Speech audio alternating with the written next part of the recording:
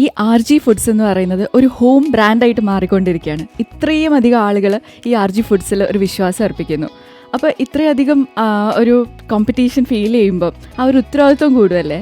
അതെങ്ങനെയാണ് നോക്കിക്കാണുന്നത്? തീർച്ചയായിട്ടും നമുക്ക് റെസ്പോൺസിബിലിറ്റി, ഉത്തരവാദിത്തം വരുമ്പോഴാണ് നമ്മൾ കൂടുതൽ വർക്ക് ചെയ്യുക.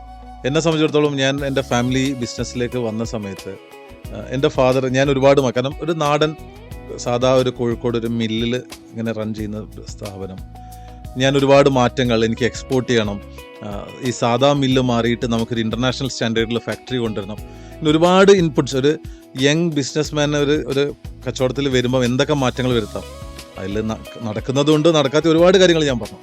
അപ്പോൾ എൻ്റെ ഫാദർ പറഞ്ഞൊരു കാര്യം, എൻ്റെ ജീവിതത്തിൽ ഞാനൊരുവിധം എല്ലാം ഉണ്ടാക്കിയിട്ടുണ്ട്, ഞാനിങ്ങനെ പോകും, നിനക്ക് എന്ത് വേണമെങ്കിൽ നിനക്ക് ഉണ്ടാക്കാം, നന്നാക്കാം, കളയാം, ഇറ്റ്സ് അപ് ടു യു, നിനക്ക് എങ്ങനെ ക്യാരി ചെയ്യണമെന്ന്. പക്ഷേ ഞാനൊന്നും നോ പറയില്ല, you can do what ever you like. ആ ഒരു എന്നിൽ അർപ്പിച്ച വിശ്വാസം. കാരണം ഞാൻ അന്ന് ഒന്നും പ്രൂവൺ അല്ല, ഞാൻ പഠിച്ചിറങ്ങി എൻ്റെ ജോലി കഴിഞ്ഞ് വന്നു, ഞാൻ നല്ല ബിസിനസ്സുകാരനാണോ അല്ലെങ്കിൽ ഞാൻ പറയുന്നത് മാതിരി പ്രവർത്തിക്കുക ഒന്നും അറിയില്ല. അപ്പോൾ പക്ഷേ എൻ്റെ ഫാദറും മദറും എന്നിൽ കാണിച്ച ഒരു ട്രസ്റ്റ് ഉണ്ടല്ലോ, ആ ട്രസ്റ്റാണ് ഒരിക്കലും കളയാതെ ഞാൻ കൊണ്ടുപോയത്. അപ്പോൾ അതുകൊണ്ട് തന്നെ ഓരോ ദിവസവും നമുക്ക് ആ ഒരു എന്താ പറയുക, ഒരു കമ്മിറ്റ്മെൻറ്റ് ഉണ്ടാവും. അപ്പം എല്ലാ പ്രൊഡക്ഷനും കോഴിക്കോട് നിന്ന് തന്നെയാണോ, അതോ നമുക്ക് വേറെ ഏതെങ്കിലും സ്ഥലങ്ങളിൽ പ്രൊഡക്ഷൻ ഹൗസസ് ഉണ്ടോ, ഇൻക്ലൂഡിങ് ഔട്ട്സൈഡ് കേരള, ഇന്ത്യ? നമ്മളുടെ മെജോറിറ്റി ഓഫ് പ്രൊഡക്ട്സ് നമ്മൾ കാലിക്കറ്റ്, മലപ്പുറത്താണ്, മീൻസ് ഐക്യപടി എന്ന് പറഞ്ഞ സ്ഥലത്താണ് നമ്മുടെ RG ഫുഡ്സിൻ്റെ ഫാക്ടറി ഉള്ളത്. ഞാൻ പറഞ്ഞ ഹൈടെക് ഫാക്ടറി ഉള്ളത്. നമ്മളെ സ്നാക്സ്, ജിഞ്ചിലി ഓയിൽ, കായം, സർബത്ത്, ഇതെല്ലാം അവിടെ നിന്നാണ് ഉണ്ടാക്കുന്നത്. പിന്നെ അതുകൂടാതെ നമുക്ക് റൈസ് നമ്മൾ മംഗലാപുരത്താണ് നമ്മൾ ചെയ്യുന്നത്.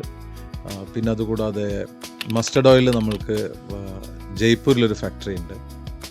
കായത്തിന് നമുക്ക് മധുരയിലൊരു ഫാക്ടറി ഉണ്ട്. അപ്പം സ്പ്രെഡായി കിടക്കുന്ന നമ്മളെ ഫാക്ടറീസ് എല്ലാം എല്ലാ സ്ഥലത്തും.